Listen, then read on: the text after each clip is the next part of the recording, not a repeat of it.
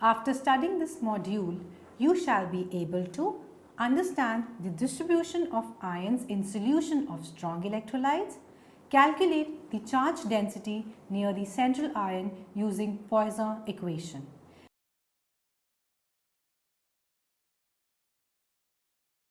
Peter Debye and Erich Hückel in 1923 gave a theory for the determination of mean activity coefficients gamma plus minus.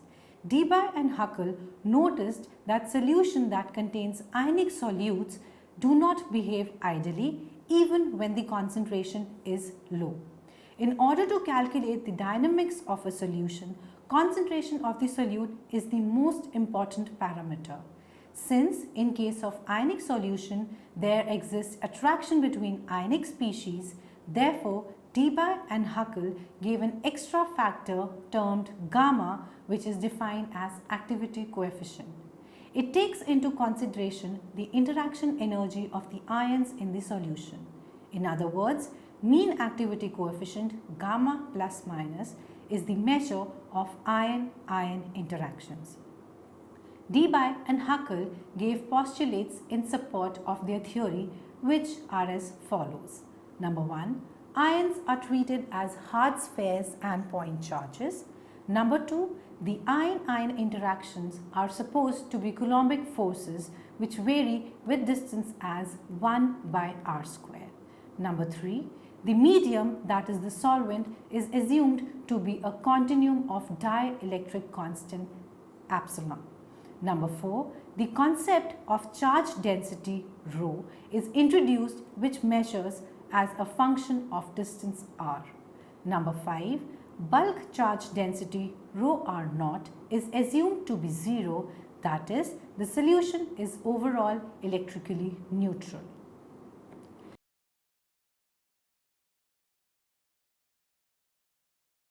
The Debye-Hückel theory applies to strong electrolytes. The electrolytic solution consists of solute ions and water molecules. Our first approach in Debye-Hückel theory is the arbitrary selection of a reference ion or central ion from the assembly of ions. Thus, in the electrolytic solution, the central ion is considered to be standing alone in a continuum. The water molecules provide a medium of continuum dielectric constant epsilon. The remaining ions in the solution are spread out into a continuous spatial distribution of charge. Figure shows the Debye-Hückel picture in which a reference ion is surrounded by net charge density ρ due to the surrounding ions and a dielectric continuum of the same dielectric constant epsilon as the bulk solvent. If the concentration of ions of one sign exceeds that of the opposite sign, then there is an excess charge in the particular region which is in consideration. However, the total charge in the atmosphere and the charge on the reference ions have opposite sign and are equal. The electrolytic solution consists of a central ion assumed to be standing alone in a continuum. This continuum acquires a dielectric constant due to water molecules. The charges of the discrete ions which surround the central ions are considered to be smoothed out and contribute to the continuum dielectric a net charge density, that is excess charge per unit volume. Thus, water is considered to provide dielectric constant epsilon and the remaining ions except the one which is chosen as the central ion is taken in the form of excess charge density. Now, we need to find out how this charge density ρ varies with distance r from the central ion. Thus, we have reduced the problem of the time average distribution of ions inside an electrolytic solution to a mathematically easier problem. Poisson's equation. Now we shall see the calculation of charge density by electrostatics. Figure shows an infinitesimal volume element dV at a distance r from the reference ion with excess charge density ρr and electrostatic potential psi r. Consider an infinitesimally small volume element dV situated at a distance r from the central ion. let the charge density inside the volume element be rho r and the electrostatic potential on the volume element be psi r. At this distance r, the ion-ion interactions are taking place between the central ion and the surrounding ions. At an infinite distance from the central ion, the ion-ion interactions are absent and therefore at this point the potential is zero. Moreover, the concentration will be equal to the bulk concentration, that is rho r naught is equal to 0. Now, we require a relation between the excess density rho r in the volume element and the time average electrostatic potential on the volume element psi r. We have considered the surrounding charge distribution to be spherical in nature, that is, there is spherically symmetrical distribution of positive and negative charge and therefore excess charge density around a given central ion. Hence, the relation between the excess density rho r and the time average electrostatic potential psi r is given by the Poisson equation, which can be written as equation 1 by r square d by dr of r square into d psi by dr is equal to minus 4 pi by epsilon rho r, where epsilon is the dielectric constant of the medium. Now, we shall see the classical expression of the excess charge density near the central ion. The excess charge density in the volume element dV is equal to the total ion density, that is, the total number of ions per unit volume times the charge on these ions. Let us consider per unit volume N1 as the number of ions of type 1, each bearing charge of Z1 E0, N2 as the number of ions of type 2, each bearing charge of Z2 E0, Ni is the number of ions of type I, each bearing charge of Zi E0. Then, the excess charge density rho r in the volume element dV is given by equation as, here N1, N2 up till Ni are the known quantities. Therefore, we need to link up the unknown quantities, that is N1, N2 up till Ni, to the known quantities which are as Zi as the valency of the ion and E0 as the electronic charge. This link up is made on the basis of the Boltzmann distribution law of classical statistical mechanics. Mathematically, Ni is equal to Ni naught e to the power minus e by kt. Here, E can be interpreted as either the change in potential energy of interaction of the I particles when their concentration in the volume element dV is changed from the bulk value Ni naught to Ni, or as the work done by a hypothetical external agency against the time average of the electrical and other forces between ions in producing the above mentioned concentration change. If the ion-ion interaction forces are absent, E is equals to 0. Then Ni will be equals to Ni naught. The relation Ni equals to Ni naught means that the local concentration will be equal to the bulk concentration. In the assumptions of Debye-Hückel theory, all types of ion-ion interactions except those arising from simple Coulombic forces are ignored. In other words, short-range interactions, example of the type dispersion interactions, are excluded.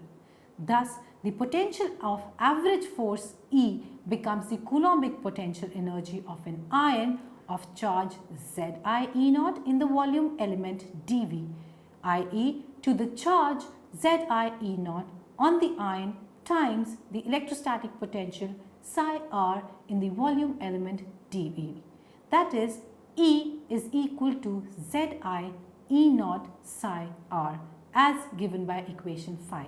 Using equation 5 in equation 3, we get the Boltzmann distribution law becomes Ni equals to Ni naught e to the power of minus Zi E0 psi r by kt. Hence, expression 6 relates Ni, that is the concentration of the ionic species I in the volume element dV, to its bulk concentration Ni naught. Therefore, equation 2 becomes rho r is equal to summation of Ni Zi E naught, which can be written as equation 7 as rho r equals to summation of Ni naught Zi E naught e to the power minus Zi E naught psi r by kT. Equation 7 expresses excess charge density in the volume element dV in terms of bulk concentration Ni naught.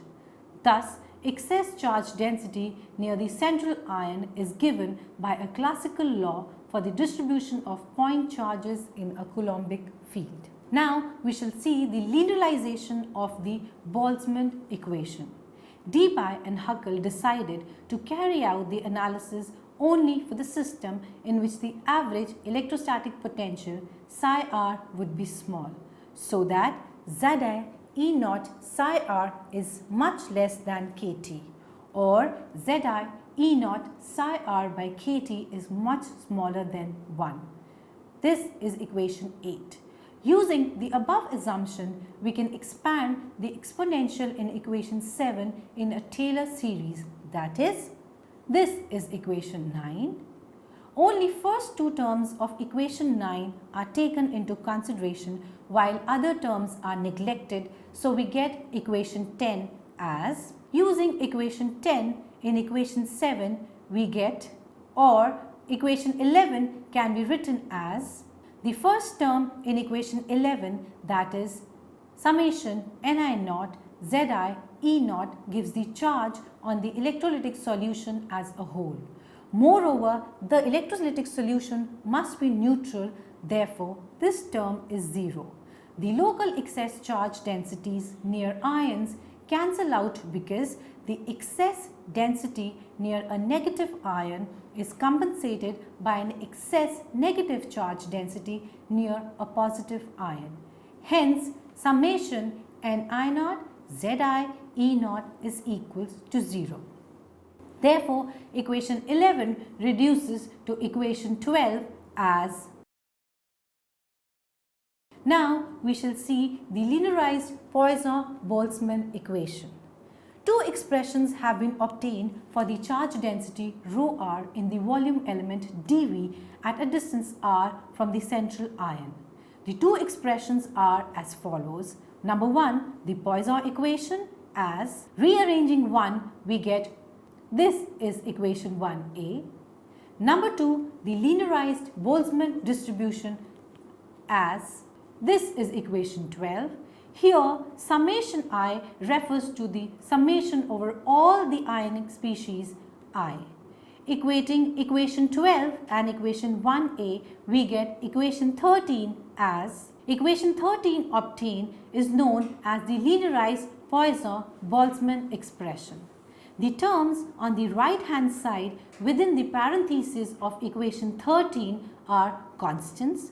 Therefore, they can be clubbed together and call a new constant chi square, which implies equation 14 as chi square equals to 4 pi by epsilon kt into summation of Ni naught Zi square into E naught square. Therefore, in terms of chi, the linearized Poisson-Boltzmann expression 13 can be written as equation 15 as. Now, we shall see the solution of this linearized Poisson-Boltzmann equation. In order to solve the linearized Poisson-Boltzmann equation, a new variable mu is introduced. The new variable mu is defined by psi r equals to mu by r as equation 16. Differentiating equation 16 with respect to r, we get the following equation as d psi r by dr equals to d by dr of mu by r, which can be further written as equation 17 as d psi r by dr is equals to minus mu by r square plus 1 by r times d mu by dr. Rearranging equation 17, we get equation 18 as r square d psi r by dr equals to minus mu plus r into d mu by dr. Differentiating equation 18 with respect to r, we get equation 19 as, divide equation 19 by r square, we get equation 20 as, using equation 20 in equation 15, we get equation 21 as 1 by r times d square mu upon dr square equals to chi square into psi r. Substitute the value of psi r from equation 16 in equation 21, we get, or this can be written as equation 22 as d square mu upon dr square equals to chi square mu.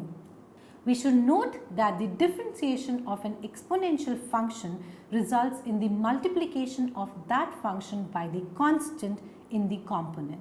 Example, d by dr of e to the power plus minus chi r is equal to plus minus chi times e to the power plus minus chi r, and d square by dr square of e to the power plus minus chi r is given by chi square into e to the power plus minus chi r. If mu is an exponential function of r, then we will obtain a differential equation similar to equation 22. Thus, it reflects that the origin of this differential equation must have had an exponential in chi r. Hence, the solution of equation 22 is similar to that we obtained for one-dimensional box equation in quantum mechanics. It is a second order differential equation, and the general solution of the linearized Poisson-Boltzmann equation can be written as equation 23 as, where a and b are constants, or it can be written in the form of equation 24 as, the constant b is evaluated using the boundary condition, that is, the thermal forces completely dominate the Coulombic forces. When the ion is far enough from the central ion situated at r equals to infinity, and the electroneutrality, that is, the electrostatic potential psi r vanishes at distance sufficiently far from such an ion. This implies that as r tends to infinity, psi r tends to 0. Moreover, if b had a finite value, then equation 24 shows that the electrostatic potential would shoot up to infinity. That is, psi r would tend to infinity as r tends to infinity. The above two statements are contradictory. In order to remove this, and the condition 1 will be satisfied only if b equals to 0. Hence, equation 24 reduces to equation 25 as, in order to evaluate the constant a, that is the integration constant, a hypothetical condition is considered. In this condition, the solution is considered to be so dilute, and on an average the ions are so far apart that there is a negligible interionic field. Also, the central ion is assumed to be a point charge. Hence, the potential near the central ion is simply due to an isolated point charge of value Zi E0. That implies as r tends to 0, psi r tends to psi of reference ion. Psi reference ion therefore will be equal to Zi E0 divided by epsilon r, which will be equal to q by epsilon r as equation 26. At the same time, as r tends to 0, equation 25 reduces to equation 27 as mu is approximately equal to a. From equation 16 and 27, we get psi r into r is equals to a, and from equation 26, we get q by epsilon r into r equals to a.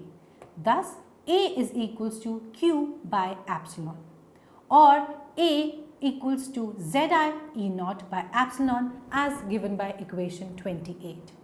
Using equation 28 in equation 25, we get equation 29 as equation 29 is the solution to the linearized Poisson-Boltzmann equation. It shows the variation of electrostatic potential with distance r from an arbitrary chosen reference ion, which is an exponential decay. Figure shows the variation of electrostatic potential psi as a function of distance from the central ion expressed in units r by chi. Now we should summarize what we have learned in this module. In order to understand Debye-Hückel theory, we need to consider a solution of strong electrolytes in which from an assembly of ions, a central ion or a reference ion is selected while the remaining ions are considered to be in continuum. When the concentration of ions of one sign exceeds that of the opposite sign, net or excess charge density arises in that particular region. The relation between excess charge density rho r and the electrostatic potential psi r in an infinitesimally small volume element dV is given by the Poisson equation as the excess charge density near the central ion in the volume element dV is related to the bulk concentration Ni0 by the relation the linearized Poisson-Boltzmann equation is given by. This is solved and hence the solution to the linearized Poisson-Boltzmann equation is given by